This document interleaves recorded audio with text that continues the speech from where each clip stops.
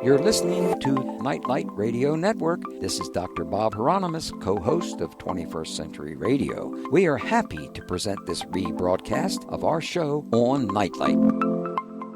Well, let's see, for the first hour and a half is an author that we've been looking forward to talking to for several weeks, Dr. John L. Turner, M.D., who wrote Medicine, Miracles, and Manifestations, a doctor's journey through the worlds of divine intervention, near-death experiences, and universal energy, published by New Page Books. A renowned neurosurgeon, Dr. John L. Turner, has throughout his medical career explored non-traditional healing techniques for his patients, including energy healing, chanting, and meditation, soul travel, and astral projection. His new book, Medicine, Miracles, and Manifestations, traces his spiritual quest and discoveries in the field of integral medicine. For 18 years, Dr. Turner, and that's older than some of you guys out there, Dr. Turner served as the first and only neurosurgeon on the Big Island of Hawaii, performing life-saving procedures with a marginally trained staff and substandard equipment. Today, he is a consulting physician for the Hilo Pain Center in Hilo, Hawaii. Classically trained as a board-certified neurological surgeon at Ohio State University. That's where my son received his MBA. And Cleveland Clinic. He specializes in surgical correction of disorders of the brain, spinal cord, and nerves. Welcome to 21st Century Radio, Dr. John L. Turner, M.D. Well, thank you, Dr. Hieronimus, and if you'd like, you can certainly call me Jack. That is the name that my friends call me. Okay, Jack. And thank you to our mutual friend, Rosemary Clark, for connecting us, because she's a person I pay attention to a lot.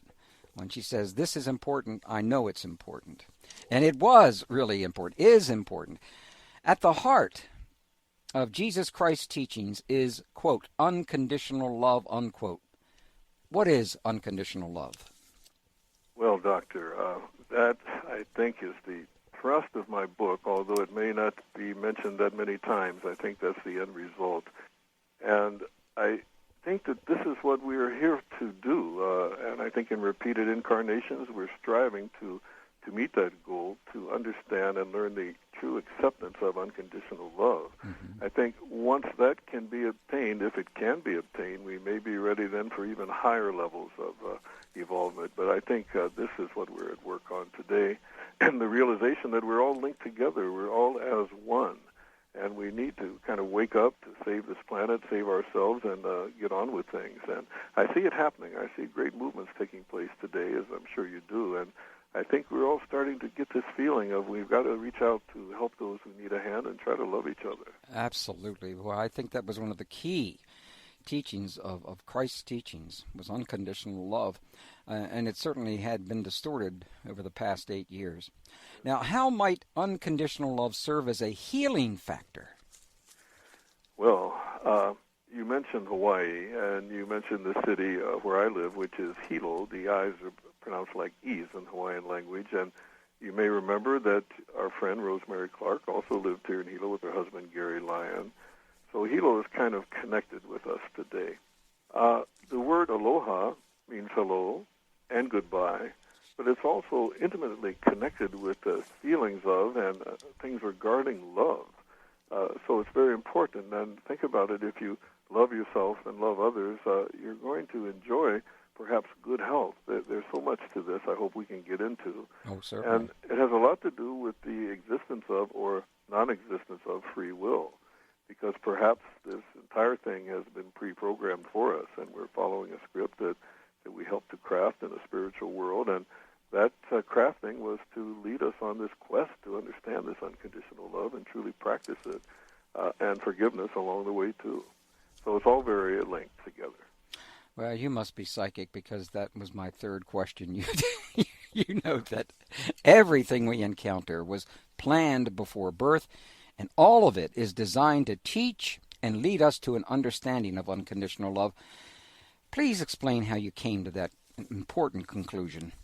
I came to it along with my journeys, I will have to call them, that started out with the psychic Edgar Casey, and then evolved, led me to Hawaii, and soon I realized that I was following a pre-programmed path because things were unfolding in such a spectacular manner.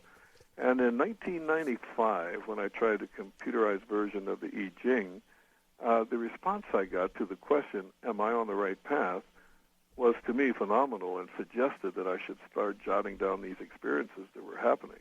And they just increased in nature and led me eventually to a book by a Dr. Benjamin LeBet, L-I-B-E-T, called Mind Time. And in this excellent book, Dr. LeBet describes his research into something called the Bereitschaft potential. That's all one word, a German word. And what it is, it's an evoked electronic potential that Dr. LeBet picked up from the surface of the scalp using EEG electrodes. And he had a precise timing mechanism, Dr. Hieronimus, in which his subjects could mark the instant they decided to make a movement that he taught them to do with their, let's say, their hand and thumb.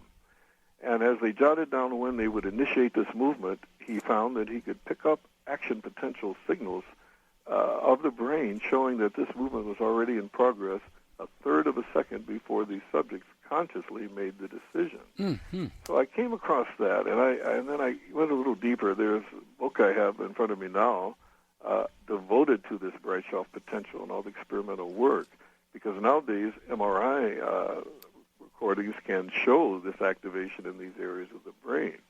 So then I began to think, it is kind of programmed. Perhaps we're lagging a little bit. And fortunately for those people, like my mother, bless her soul, a psychologist actually, always said when I tried to explain this to her that this is ridiculous thought that it's all pre-programmed and no free will, because if so, a person could go out and do anything they wanted and not be blamed for it. Now, keep in mind, when she told me this, she was about 98 years old and had Alzheimer's disease and was doing her best, and also had spent her life working with juvenile delinquents, so she's quite familiar with rough kids and so forth. So she didn't pay much attention to this, but there is a 200 millisecond, fifth of a second window in which Dr. LeBet found that we could modify perhaps what's already in progress if we're quick enough. Well, this potential that's recorded that we lag behind, plus the work of Mr. Mokichi Okada, a man who received this inner light and used it for healing, also explored the spiritual world. And he found that among the many levels in the spiritual world, there is a place where we, with the help of others, craft the next go-round. And for this reason, he wrote a poem after his enlightenment called The Way for Man to Live. And the last stanza stuck with me because it said, let us have the strength to bear with any hardship, any mistreatment, accepting it with a smile just as though it were nothing. And it took me 2 full years to really dig into that and find out how to reach that level. And I remember the exact day it happened. And it happened because I realized that if indeed everything, I mean, even our conversation today, Doctor, goes according to plan, then what need is there to be upset by anything that's upsetting or we might think is bad or evil or whatever? It's just part of the lessons we're here to learn. And we have to learn one and get on to the next one because it doesn't stop. Well, I have about 45 questions. We're not going to get to most of them. This was perhaps one of the most important books I've ever read. Well, thank you. And the reason, of course, being is your sensitivity and opening up to this gradually is just, when people read this, they will begin to understand that we're all on this quest, each and every one of us. We all have an important purpose in life. We all have an immortal aspect to us. We're human beings are not machines. And unfortunately, our media loves to tell us that. But I think they're dead wrong about that. But again, in your chapter, A Man of Light, you introduced us to, is it called Mokichi Okada, which you just mentioned a little earlier? Is it Mokichi? Pronounced, yes, Mokichi. Thank you. Okada. Now, how did his teachings about plants and nature and farming alter some practices at your hospital? The reason why I'm bringing this up, because the best man at my wedding was the author of The Secret Life of Plants, Christopher Bird, who unfortunately has passed on to his great rewards. But But plants, this was just what you accomplished. It was extraordinary, and you did it so quickly. And I think you did mention that you didn't think probably if it was on the mainland here that you would have been able to do it so quickly. But boy, what a difference it made. No, perhaps on the mainland, Dr. Hieronimus, we could still be holding this interview, but I might be speaking from a psychiatric unit because you notice there's a picture in my book in surgery, letting this spiritual light energy flow from my hand after repairing a young man's brain injury. Yeah, we're going to have to arrest you for that. Well, if you look at that picture closely, the people watching are the head nurse and the scrub nurse, and they're watching me do that, almost sitting motionless for a period of 25 to 30 minutes. Mm-hmm. And no one questioned the use of the operating time for this. They were all interested to see how does this work as we're blending Eastern and Western medicine for the holistic and complete care of the patient. They had seen other things happen recently, and everyone was willing to let me do this. Another reason was you used the word renowned. I don't know if I would agree with that.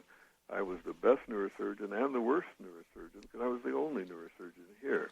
So they couldn't really grumble too much lest I leave the island. So I pretty much could explore a lot of different things that perhaps would have taken me a longer time on the mainland to introduce.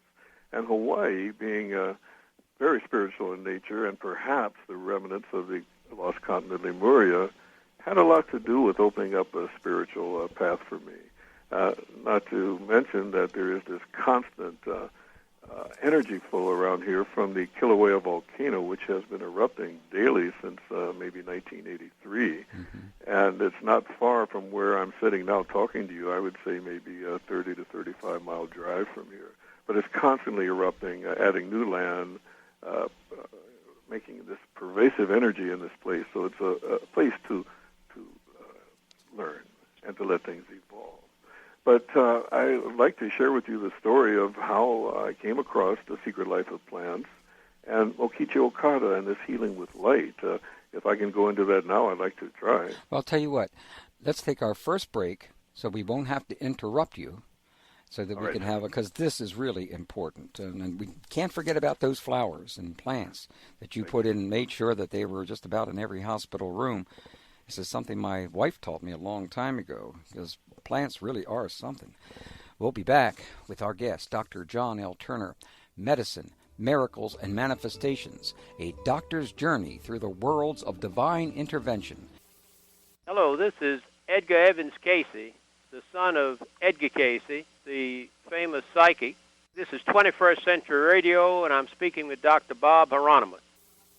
Dr. Jack, how did you discover The Secret Life of Plants? Well, I'm so happy you asked me to discuss Mokichi Okada and Jorei, which is a Japanese word which can be translated as uplifting of the spirit. And it has to do with healing with light. And since we and everything else we can see, feel, hear, or touch came from light, not so much our sun, but from a supernova someplace, it's only appropriate we discuss light and now how it can be used for healing. Well, what happened, sir, that, I was during a period of forced rustication in the country. I was in between divorces and marriages, which neurosurgery does take its toll in that regard. I took a couple of books with me to a small country place where I had a peaceful view of the ocean and a waterfall in a valley, and the music you played during the break, I think that's from a video, a high-definition video about Hawaii, and it's absolutely beautiful music and a video. That's correct, and you have just won $30,000 for that. All right, thank you, and the video, please. Okay. It's a great video, and it reminds me of the feeling I had when I was in that country house, even though I was going through a divorce and separation, things like that. There was no TV set in the living room, just the sound of the waterfall and a chance to read and study. So patients are so kind in a way. They give me books often. And I took two books with me, The Secret Life of Plants, and also a book called Into the Light by Dr. Gary Douglas, published in 1986. And I thought it was a good chance for me to sit down and read the books. Well, I first began with The Secret Life of Plants, and as you well know, there was some interesting things in there, all from Dr. Carver to the fact that plants and vegetables and fruits emit light, primarily in the ultraviolet range. And I had never heard about this, and also, more importantly, was the work of Cleve Baxter, the lie detector expert who hooked a lie detector to his draconia plant one day. And I don't know if you're familiar with this story, but... Certainly. Okay, but so, please share it, though, with our listeners. Okay, what happened and what struck me as being astounding about this is that one day, as he was looking at this plant, he had the galvanometer on the table, and he said, let me hook it to a leaf and see if I water this plant, do I get some reaction on this meter? And not much happened. And then he thought, well, perhaps I'll dip this leaf in this cup of hot coffee I have here, and there was a little bit of reaction, not much. Then he looked at it, and he thought to himself, let me get some kitchen matches and come back and burn that leaf. And right away, that needle spiked. And he realized that this plant had picked up on his intention to do it harm. And this led to more sophisticated experiments. For example, a row of mechanical arms that could dump a petri dish containing water into a hot pot of boiling water. And several of these were set up in a room with a plant and hooked to such machine to record these electrical impulses. In the adjoining room, another plant, so wired. And in some of these petri dishes, he put brine shrimp. The others were just pure water. But every time a brine shrimp was about to be dumped, they saw a reaction on the instrumentation. So that made me realize this saying, housewives talk to your plants, has some meaning, because plants and people that have that green thumb seem to do better. And Dr. Carver certainly had that thumb with his work with plants. But after that, I said, well, that's all interesting, very interesting, but why am I reading this book? So I picked up the second book, Into the Light. And it was about ways to treat patients with light, to treat the blood with light, and in particular, phospholuminescence. And Dr. Douglas had been working with this where blood is drawn from a vein, and it's run through a chamber of light surrounded, quartz crystals and glass, and ultraviolet lights around this and illuminating the blood. And only 150 cc's are run through this apparatus and returned to the patient. But they found that many diseases were being cured. Some claimed to cure various cancers, but infections and so forth. And then penicillin came on the scene, and then everyone discarded this and said they have a miracle drug. Well, Dr. Douglas researched this, used it in his practice, and then wrote a book about his work and what he reviewed. And I thought that was extraordinary, too, that the cells of the body emit light in the ultraviolet range, and now we know it in the visible range, too, with the new instrumentation we have today, thanks to astronomy, the single photon detectors and so forth. We know that the body emits light, all the cells of the body, and in particular from the hands, the fingertips and fingernails emit light. So I said, now, this is all interesting. I never heard about this in medical school. We know that light is used to treat jaundice. It's used to help convert to vitamin D in the skin and things like that, but never emitting light. And the next thing that happened on a plane ride back from visiting the mainland, I was sitting next to a lady getting her PhD in horticulture. And I said, do you know about this plant? She said, oh, of course we know that. We know, for example, Hawaii, Big Island, is called the Orchid Isle. There's so many species of wild orchids, and we know that orchids emit this tractor beam of ultraviolet light. And when the bee hits that, he just zeroes right in on that plant. See, we know all about that. So the next thing that happened, Doctor, is the day came when Father Damien's hand returned to Hawaii and to Molokai Island. And on that day, unbeknownst to me, I had finished the surgical case, and I was standing in the hallway.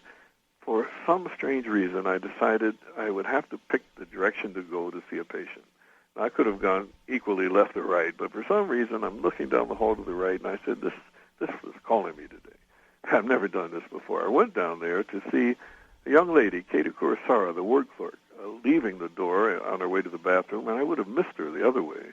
But she looked at me, and she said, Doctor, did you get that folder from about moa? And I looked at her because that word moa, in Hawaiian it means chicken, but I had heard that word 2 years before in surgery. A nurse behind me said, Dr. Turner, have you heard the word moa? And when I turned around, she had her hand outstretched and her palm facing me. She said, people that heal without touching. I said, who are these people? She said, well, they've been doing this for almost 50 years in Hawaii, in Hilo. I said, no, I'm afraid I haven't. And 2 years later, in a hallway, Dr. Hieronimus, I'm being asked, have you heard the word moa? And I said, wow. Why? She said, well, Doctor, Mr. Kikuchi dropped a package off for you, Doctor, and at your office, and after you've finished looking at it, could you give him a call? I remembered the package and a stack of journals and other take-home things I had to read, and I said, well, tell your friend, Mr. Kikuchi, that I'll look through that stuff if it's about that word moa, and I'll get back to him in a couple of weeks. Well, I took it back to the country with me, Bob, and I opened it up, and the first thing I pulled out was an article about nature farming and about how this man, Mokichi Okada, taught farmers in Japan how to use green manure rather than animal manure, and how to use bees, for example, imported to cultivate flowers and plants and crops and not have to use pesticides. And he felt, from his experience, this is less for the body to detoxify. Well, that made good sense.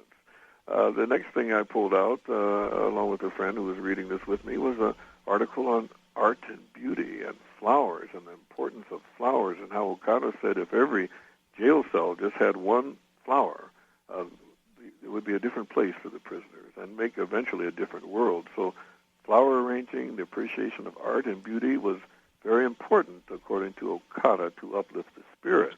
And in Hakone and Atami, Japan, he was able to collect art so it wouldn't be locked up in the homes of art collectors, so the public could come and view great works of art, and those are truly spectacular places.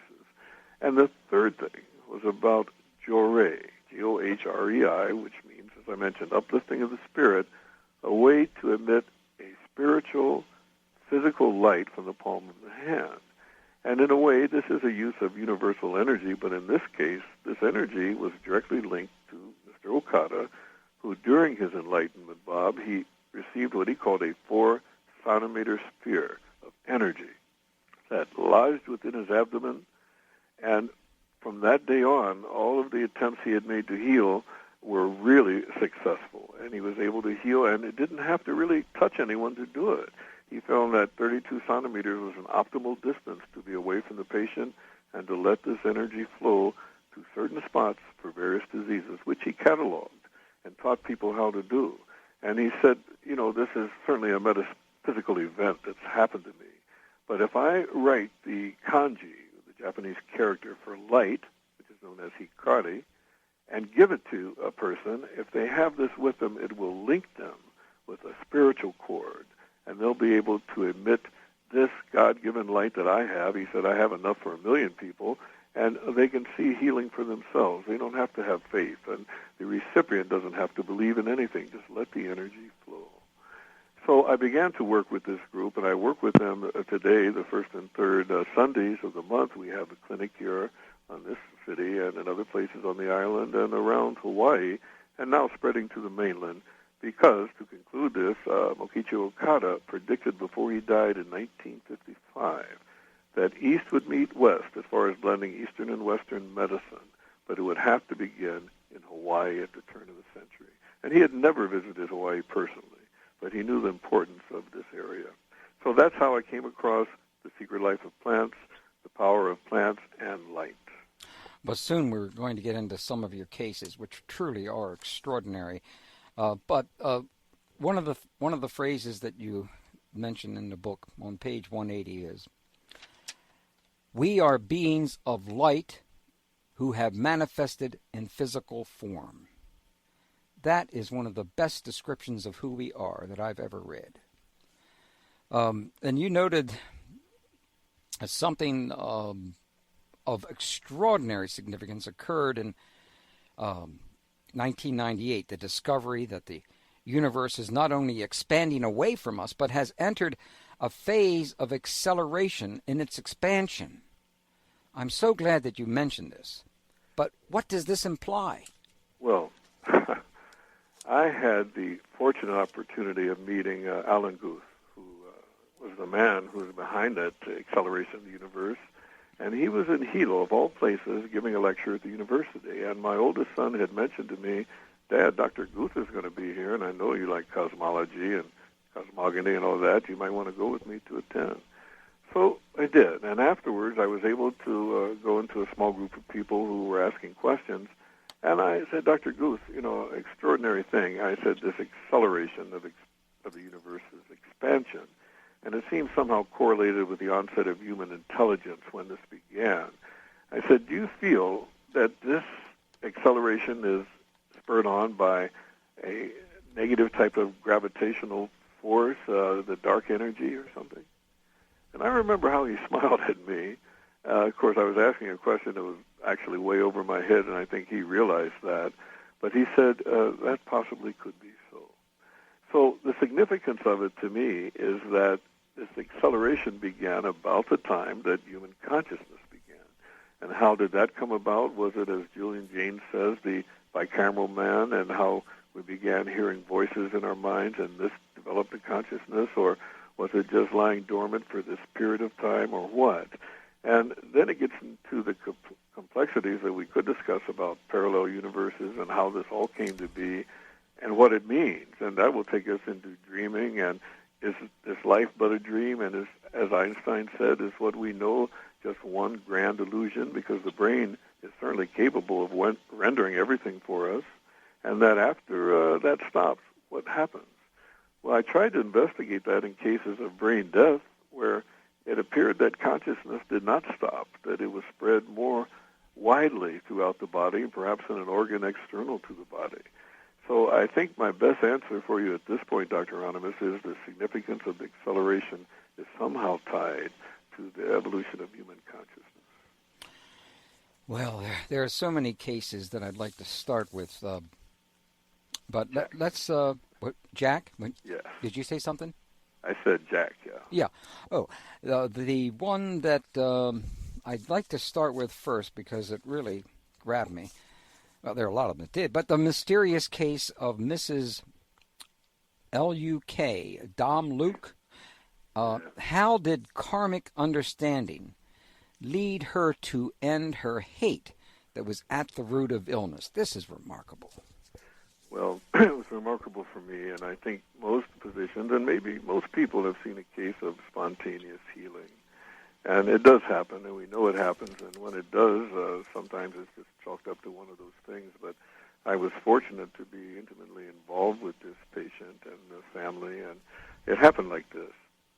I met a man who injured his head, slight head injury with a laceration, and he preferred to leave it unsutured. And he was a black man from Nashville, Tennessee, and he was also a Zen priest. He had spent years in a Zen monastery. And he was well known in Hilo, it turns out, because he was always talking about basically karma and doing the right thing and how to lead a real spiritual life and to give up bad habits and bad ways.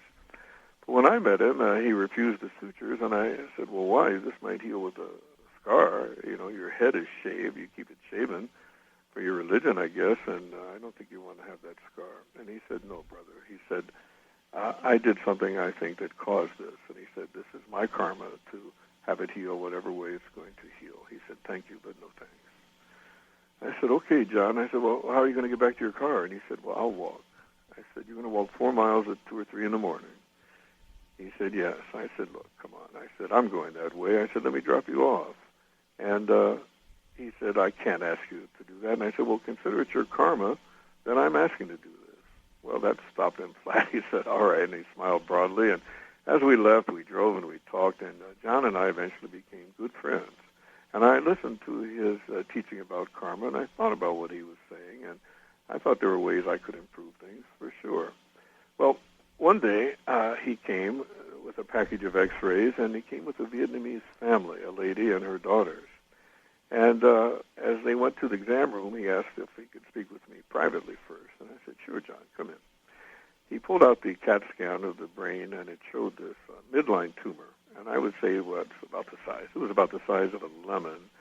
And when I say midline, it was in an area called the corpus callosum, which has 1 million crossing fibers that connect both hemispheres of the brain. So it couldn't be removed. And it was obviously a malignancy. And I said, John, this is your friend. You say, I'm really sorry because malignant tumor is eventually at some point going to rapidly expand and take her life. I said, here's what I can offer. I can carefully do a biopsy by going down between the halves of the brain, taking a small sample. And once we have the diagnosis firm that it's malignant, they can start radiation. But I'm afraid that may give her a little extra time, but it can't cure the tumor. So he didn't say anything. He went with me to talk to the patient, and quite obviously she was worried. And I explained the surgery and my recommendation, and they agreed. And the surgery went fine. She had no problem at all, and they came back to discuss the radiation therapy. And this time she came back with 7 monks from Vietnam wearing the yellow or saffron-colored robes, and they had yuzu beads. I learned later they were called prayer beads. And I explained everything and said that in 6 weeks I will see them back and we'll take another look at a scan. And as they left, John called me aside and he said, "Now listen, brother, I want to tell you something." He said, "Now, I know by the look on your face, you probably think they came to pray for her, don't you?" I said, "Well, it looks that way to me, John. I mean, people that carry those beads and they're, Buddhist monks, what can I tell you?" He said, "It's not that at all." He said, "I want you to know something. They came to work with her on a karmic disturbance." Said she has had intense hatred for a lady friend of hers, and they feel that because of this, she has developed a dis-ease in her body. This has led to the brain tumor. And to overcome it, she has to deal with this karmic problem and resolve it. And what they plan to do is to take her on guided meditations, doctor. They'll take her through the 7 hell worlds to show her what could be in store should she succumb to this tumor. Well, I wished them all the best, and in 6 weeks when they came back, we met in the room with the follow-up scan. And when I put it on the board, Dr. Bob, I was amazed to see that there was no tumor. In fact, I thought it was the wrong patient. It looked clean.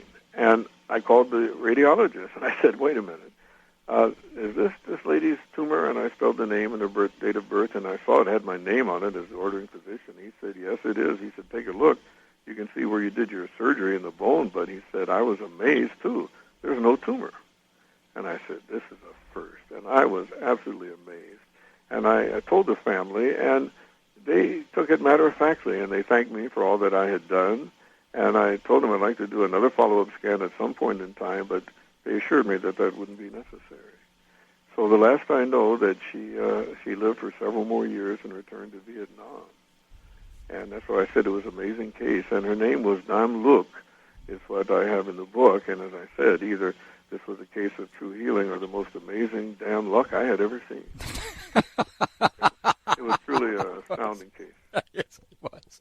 All right, we'll take our final break of this hour with our guest, Dr. Jack. Well, actually, no, we're going to call him Dr. John L. Turner because you need to find his book. You're not going to find his book if you go look for Dr. Jack, okay? Dr. John L. Turner, Medicine, Miracles, and Manifestations, a Doctor's Journey Through the Worlds of Divine Intervention. Hello, this is Ingo Swan, the author of Penetration, The Question of Extraterrestrial and Human Telepathy. And you're listening to the wonderful 21st Century Radio with the amazing Dr. Bob Hieronimus. Our guest is Dr. John L. Turner, who now is known to us as Dr. Jack. The book is Medicine, Miracles, and Manifestations, a Doctor's Journey Through the Worlds of Divine Intervention, Near-Death Experiences, Universal Energy, New Page Books. You think we've repeated it enough? I hope so, because you should get 2 or 3 copies of this book. You're going to need it. If you lend it to someone, you're not going to get it back. So the best thing to do is have a couple spare ones around the house. Don't you think that's a good way of doing it, John or Jack? Well, I think it's kind of you to say so, sir, and I'm glad you enjoyed the book, and I hope others will. But I would say that they should go to the website first and look at a chapter summary, see if it's something that they really want. And if so, I think it would be a good thing, like you say. But one important reason, and not the only one for sure, is why we were determined to have you join us. We had to postpone 3 or 4 times, and I really was... you were so patient. God bless you for that. We really appreciated that. We just had one media thing to do after another, and it really got in our way. But, Jack, our dear friend and co-worker, Rosemary Clark, and her life partner, Gary Lyon, how did the book she lent you, The Temple and Man by Schwaller de Lubitsch, why was this book linked her to her successful healing? Well, Doctor, if you have a little time, I think I need to describe her story in a little bit of detail because there's so many deep connections, starting with her husband, Gary Lyon. And one day I saw a note, I would call this note a missive, not a message. It was a missive because it was a little bit cryptic. Mr. Gary Lyon, spelled Lyon, would like to discuss something with you. I had never heard of this person, but I told Leilani, my office manager, I said, "We'll put him in at the noon hour. I'll be happy to see what he would like. Maybe I can help him with something." And this young man showed up, a very handsome young man with red hair and tied back in a ponytail. And he came with him. He brought with him a package of betel nuts. And he asked me if I was familiar with that. I said no, and he showed me how to wrap it in a lime leaf and told me the story of it. And as he sat down, he put on my desk this cassette recorder. And he said, "Doctor, my wife, Rosemary Clark, has illustrated a book called The Traveler's Key to Ancient Egypt. And we're preparing a slideshow. And I'd like you to hear the music I've done because I hear that you have a recording studio, Doctor, and I need the facilities, and I'll pay you for this," he said, "but I need to be able to mix this down from a 4-track to a good 2-track tape." Well, when he hit the switch to play it, and I heard those sounds of ancient Egypt, and I know you're familiar with his work, and it was just beautiful, and I said, "Well, Gary, you did this music." He said, "I did it myself." I said, "Well, where would you get a gong like that?" And he said, "Would you believe it's the top of a tin can lid, a big can out in the outside and behind the house. I mic'd it with a mic." And I said, "Wow, that's amazing. You're a very innovative young man." So I said, "What's the name of that book again?" He said, "The Traveler's Key." And I reached in my pocket, Bob, and I took the key off my key ring. I said, "Well, here's your key, Gary." I said, "This is the key to my studio." I told him where my house was, and it was in the adjoining what used to be the garage. And I said, "I'm hardly there. You see, I'm always working here, and you can use it whenever you like." I said, do what you can. And he said, "Well, that's great, Doctor." And he said, "We'd like to talk with you more. We understand you've done some Buddhist chanting and so forth. We'd like to know more, and I'd like you to meet my wife." So I went to their home that evening or the next evening to meet Rosemary Clark. And then I found out when she said, "Oh, Dr. Turner, I want you to know I've made a magic mirror for you." I said, "What is that?" And she showed me this small copper-colored, bronze mirror type thing. And she said, "I think you'll find this handy." And she told me about her interest in ancient Egypt. And it went way back. And we talked about all kind of things new to me about Egypt. And we made plans to keep in touch. Gary worked in the studio. And one day she said, "I've got a book for you, the book you mentioned by Swallow de la Bouche called The Temple in Man, about the great temple of Luxor." Jack, we got about 3 minutes, so I just wanted you to pace yourself here. All right, sir. This book was about how the temple was laid out according to the human body. And she said, "I think you'll find it especially interesting when you read about the brain." And I said, "Well, Rosemary, that's great. Thank you very much." And I started to read the book, and time passed, and about a year later, it was time for me to take my oral board examination in neurosurgery. And it was going to be held in Salt Lake City, and I took a month off to study. But one interesting thing I studied was what kind of thing could they ask me with neurology, neurosurgery, neurophysiology? What kind of thing could they try to really trip me up on? And I realized it was something called bilateral aneurysms of the cavernous sinus. That's an area deep within the brain on each side that's very difficult to operate on. I've never had a case, but I was able to study. I devoted one day to study the treatment for that type of a lesion. And I said, if they hit me with that and I can get through that, I said, there's nothing they can stump me on. So that's what happened. And then later, things progressed in a very interesting manner, Bob. And after the break, we can discuss that, and it will show you how that book came into play. Well, we still have about another minute and a half. All right, minute and a half. I received a call from Rosemary, and she said, Jack, I've got a question. I noticed a droop of my eyelid. I think it was the right eye. Then she said, can you tell me, what do you think is happening? She said, and a pain that feels behind my eye. And I said, go to the mirror, Rosemary, and tell me, open your lid, lift it up, and tell me, is the pupil, the center of your eye, normal like the other side, or is it smaller or larger? Well, she came back to say, Jack, I think it's a little bit larger. She said, do I have a brain tumor or what? I said, no, relax. said, "You're a little young for that, but there's some evidence. There's pressure on one of the nerves to the eye. I'm going to set you up in Honolulu, where you live now, to get a scan from my friend at a clinic there, and let's see what's going on. I would suggest you call them and do this right away."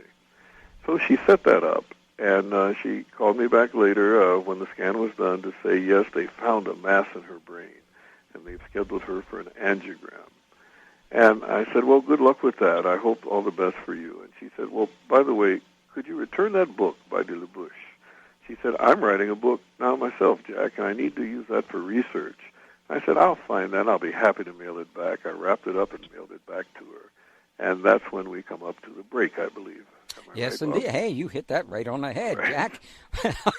We'll return with our guest, Dr. No pun intended, Rosemary, but yes. Dr. John L. Turner, Medicine, Miracles, and Manifestations, a doctor's journey through the worlds of divine intervention, near-death experiences, and universal energy, published by New Page Books. Buy 3 or 4 of them, and then if you hit the jackpot, buy half a dozen. And there they go, Slim and the Supreme Angels. What a group! What harmonies! 12-part harmonies out of 4 people. You try to do that. That's something extraordinary. And our guest for the next 25 minutes is Dr. John L. Turner. The book is Medicine, Miracles, and Manifestations, a doctor's journey through the worlds of divine intervention, near-death experiences, and universal energy, published by New Page Books. Now, we were talking about the return of the book called The Temple of Man to Rosemary Clark, who needed it. She said she needed it. What did she need it for? Well, she told me that she was in the process of writing a book herself, and she needed it as part of her research in the topic she was going to cover on ancient Egypt. And I said, well, I've had that book for a year. I apologize for that. I read parts of it, but I'll certainly send it back. I understand your need. So I wrapped it in brown paper, and I mailed it back to her. And I told her, I said, well, after this is all settled with your case, and let me know what comes out. They're going to do an angiogram. I'd like to know more about that, and all the best to you. So after mailing the book, what happened, I guess a few days went by, and she called to tell me the results of the angiogram. And she said, Jack, now let me tell you a little story. She said, on the evening before the angiogram, I believe, she said, I woke up suddenly because I heard your voice in my ear as clear as a bell, and you said to me, Rosemary, it's located at the transept of the temple. She said she awoke with a start, turned on the bedside lamp, and there on the table was the book I had mailed back, still wrapped in the brown paper. So she opened it up and looked up the transept of the temple, and she was amazed to see it was the cavernous sinus. And she told them before the angiogram that next day, she said, fellows, I know what you're going to find. You're going to find that I have an aneurysm in the cavernous sinus. And they kind of smiled and said, well, sure, lady, and wondered how would she know about the cavernous sinus. They weren't sure what this lesion was, but it turned out that's exactly what she had, something called a giant aneurysm, which is very prone to bleed and in a very difficult position. And strangely enough, it's what I had spent the one day studying not too long before that. Very strange, but that's not the strangest part, Dr. Bob. What happened was I had to go to that same clinic to assist on a surgical case, and while I was there, I called the X-ray department. I said, will you kindly put Rosemary Clark's angiogram up on the board for me? I'd like to look at all those films, if you don't mind. They said, certainly. So when I went down to look at those, by the way, an angiogram is the blood flow through all the arteries of the brain as the blood comes in, up the neck, in the head, and out over a period of a few seconds. So you get a series of films. And as they came up on the alternator, I saw this menacing-looking thing like a tarantula. And a word came into my mind, and that word was Hosobushi. Now, can you guess what that means in Japanese, Dr. Bob? Well, of course, you read the book, so you know. But I forgot. That's the surname of Dr. Hosobushi at San Francisco. Oh, that's right. I knew it all the time. Yeah, I didn't know when the name came.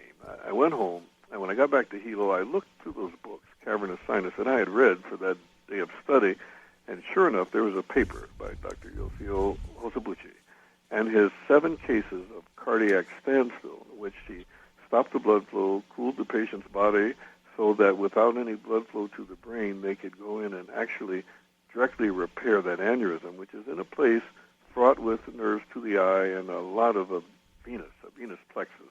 And if the aneurysm would ever rupture in that, that would be death. And the way they had planned to do this in Honolulu was the standard way because they weren't sure exactly where it was located. So I said, Rosemary, listen, if I were you, I would pack up your films and at least mail them off and ask for opinion for Dr. Hosobushi.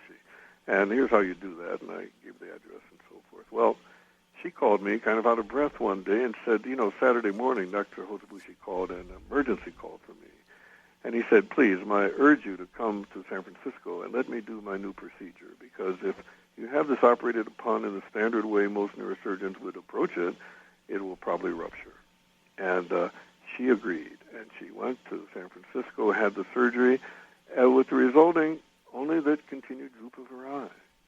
And it was just strictly amazing. And then many, many years passed. She did extremely well. She not only finished her book, The Sacred Tradition in Ancient Egypt, but went on to write several more. And as I mentioned to many friends, she kindly dedicated that book to me. Indeed. And although she feels I was instrumental in this, I think it was Egypt, ancient Egypt, and her love of it that came to her rescue, not me. Something else came to her aid. And that's something else in the way of dreams and astral travel. I'm not sure, but at any rate, it worked out great for her. Well, it certainly did. And her and her husband are just terrific folks. We just had the best of times when we were with them in Virginia. I just love being in Virginia. It's just a lovely state. Now, you quote Albert Einstein a couple of times, but in one of on page 204, and friends, if you have a copy of this book, look it up yourself there. Go to page 204. Why do you think that Albert Einstein thought that Buddhism was the religion that would cope or could cope with modern scientific needs? Well, I think because this book, a little small story of my travels in my life, I end it with a chapter called Now in Zen. I'm sure you noticed that kind of a play on words. I love that one, yeah. And the reason for that is that of everything I've tried, I tried all these different spiritual paths that you read about.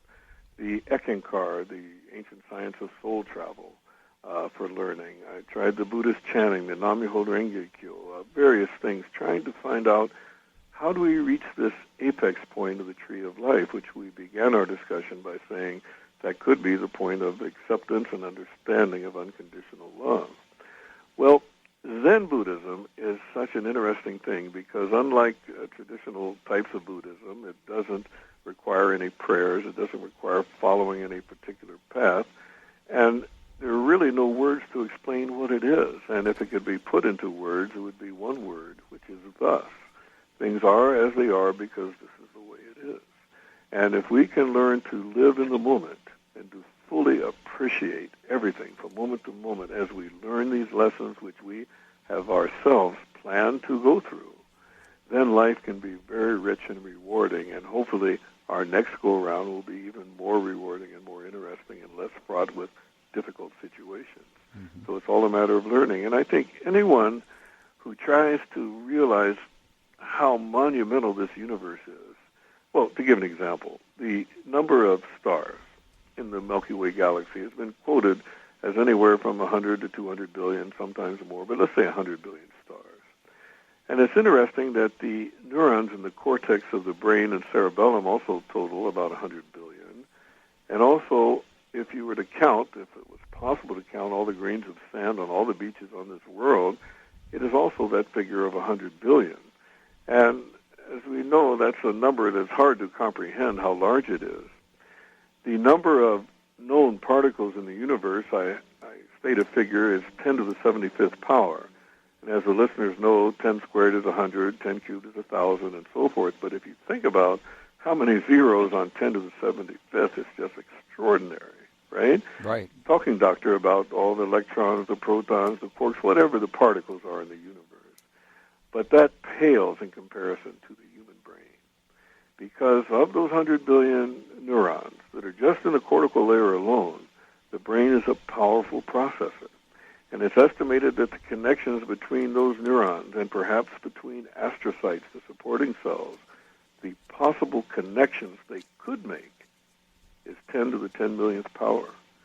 So with that in mind, it's kind of easy to see why, as I sit here talking to you, I'm looking at two computer screens.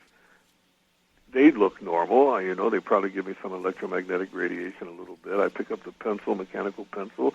It feels a certain weight and consistency, but everything's kind of manufactured by the brain. And I think one of Einstein's quotes when he said, "This is one great illusion," is true. I mean, it's all created for us. And to say how it all works, I think Einstein realized that to try to explain this is fraught with all kinds of difficulties. It's just an exercise that may be getting us nowhere. It may be way beyond our comprehension. And maybe the best way to look at it is the Zen way, to say, thus. Mm-hmm. Well, the few pages later on, you note that you believe that to live in the moment and always do the right thing is the best course of action in life. Why do you believe that? Well, here's the thing. Thinking about things, of course, I can't take credit for that. Spike Lee in his movie, the mayor of the town, was always saying, "Doctor, do the right thing." And if someone is consciously trying to direct things, and we know perhaps right from wrong, even though this may be written as a script, during that 200 millisecond period where we can interfere with what's going on, if we're conscious enough to not do the wrong thing, everything is fine. And, people have thought this for years and years. And one thing I'd like to give credit to is the Greek philosopher Epictetus, who was born a slave in Greece in 53 A.D. and suffered from a broken knee that was done intentionally, but it didn't break his spirit, and he became a great philosopher eventually. And what the quote that I'm fond of is one in particular is a three-part quote, Dr. Bob, and if I may, I'd like to state that here. Please do. It begins with the first part saying, "To accuse others for one's own misfortunes is a sign of want of education." And the second part is, "To accuse oneself shows that one's education has begun." But the third part is the heavy, meaningful part that says, "To accuse neither oneself nor others shows that one's education is complete." And I think it's like my viewpoint now, and Epictetus' viewpoint, and perhaps Einstein's viewpoint, that, look, this is the way it is, and this is the way things are going to go. And it's not a matter of placing blame or doing dastardly things. It's a matter of learning and realizing that we're here to learn and making the very best of it. And in doing that, we're going to naturally do the right thing. Well, I got two more questions for you.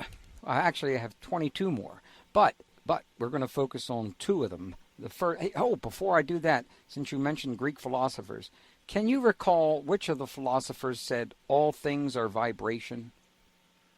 No, not offhand. All things are vibration. It was certainly, as you say, a Greek philosopher? Yeah, and unfortunately I can't remember.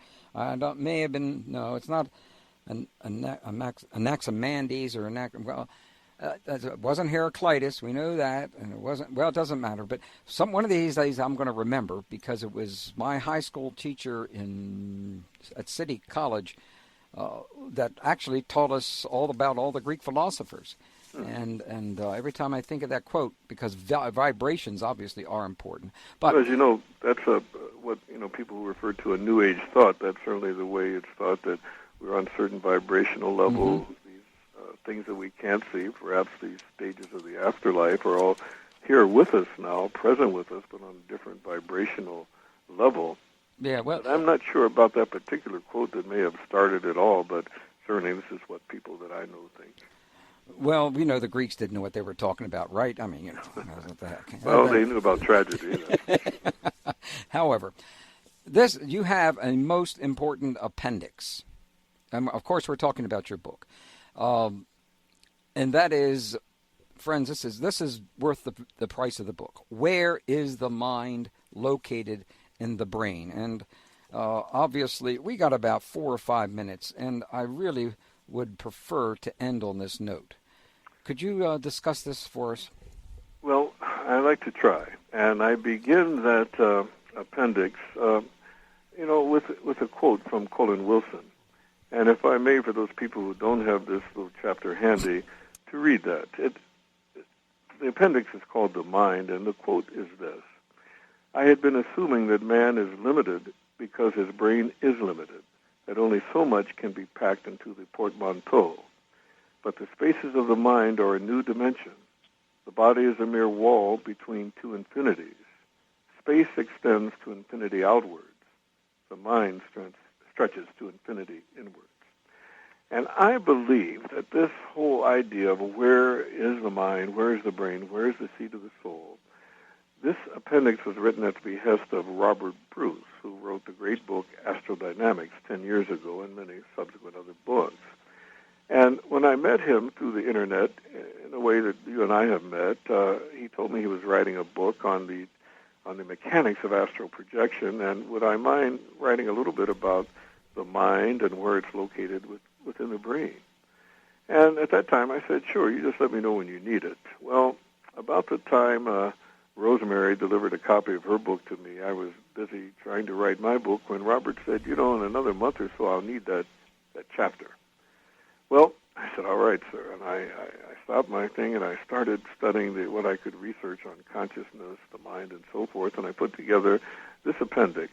And it turned out that Frank DeMarco, the editor of Hampton Roads that published Robert's book, felt that his book was too lengthy to include this, so I was able to use it for my book because the subject matter was good. Is the mind and is consciousness located within the brain, or how does this work? And in the book, there's a story of a patient who was brain dead, but somehow was able to, I felt, consciously guide what was happening with her family and events concerning her. And also, there's a case of Dr. Robert Spetzler, I discuss in the book, who kindly wrote the foreword for my book. And as you probably know, Dr. Spetzler is one of the top neurosurgeons in the United States, if not the world, and for him to take the time to review my humble manuscript a couple times is certainly amazing. But he had a case of a lady named Pam Reynolds. And during that case, it was the same surgery that our friend Rosemary Clark had, the cardiac standstill to repair a lesion. And during the time that there was no blood flow to her brain, that there were no EEG signals being recorded or evoked potentials, the brain was isoelectric, we call it, no electroactivity, she was able to report things that she observed or heard that went on in the operating room during that time, a typical, in the way, kind of an out-of-the-body experience. I ran into Dr. Spetzler at a conference, I believe, 1997 or 8, and I said, Bob, I have a question. I'm impressed by that case of yours, Pam Reynolds. It's been in New Reader's Digest, it's been on PBS, and I just have a question for you, sir. I said, now, before that experience with this patient, were you aware of out-of-the-body experiences, near-death experiences, and astral projection? He looked at me and he said, Jack, absolutely not. He said, and I find it amazing that the brain could produce such hallucinations when it is electrically silent. Well, the implication is that this consciousness, and perhaps the mind too, exists in another place, throughout the body, perhaps widespread in all the cells. And it could exist in another organ. And it could be even more complicated. It could interweave through us all as we're all one person. Mokichi Okada mentioned the spiritual cords that would tie people to him. Hawaiians talk about aka, a.k.a. cords, which are strongest between family members, but tie us all together. Perhaps this consciousness is there in what Ed Dames called the matrix, or the collective unconsciousness of Carl Jung. Perhaps it's always here with us and always around, and we're not able to localize it within the brain. So in this chapter, I try to review a little bit of the experimental research and some of the thoughts on the mind and the brain. But I don't think there's going to be a definite answer to this, because it may be something that we just are not able to understand because we don't have the brain power, so to speak, to comprehend such a magnificent thing. Well, why don't you do a little bit more research and come back next week and then see if you can figure it all out? I'll come back at any time because I love talking about these subjects. And I want to thank you for your kind comments about this book, and I really appreciate that. Well, we want to thank you for serving our planet so well. This obviously is going to be the kind of book that so many people will be able to use and gain hope through.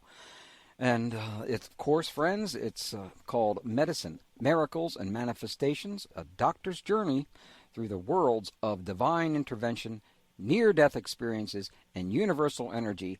New Page books. Order only 10 or 15 books. And so next time you go to class, you can lend a few out there. Your friends will love you for it. Guys, that's about the best way in the world to pick up a girl. Just give them one of these books, and they'll know what you're talking about. Thank you for joining us, Dr. Jack. And thank you, sir. My pleasure. Our pleasure. 21st Century Radio is produced by Hieronimus and Company. Our executive producer and research assistant is Laura Kortner. I'm Dr. Bob Hieronimus. And remember, shine your shoes and get a haircut.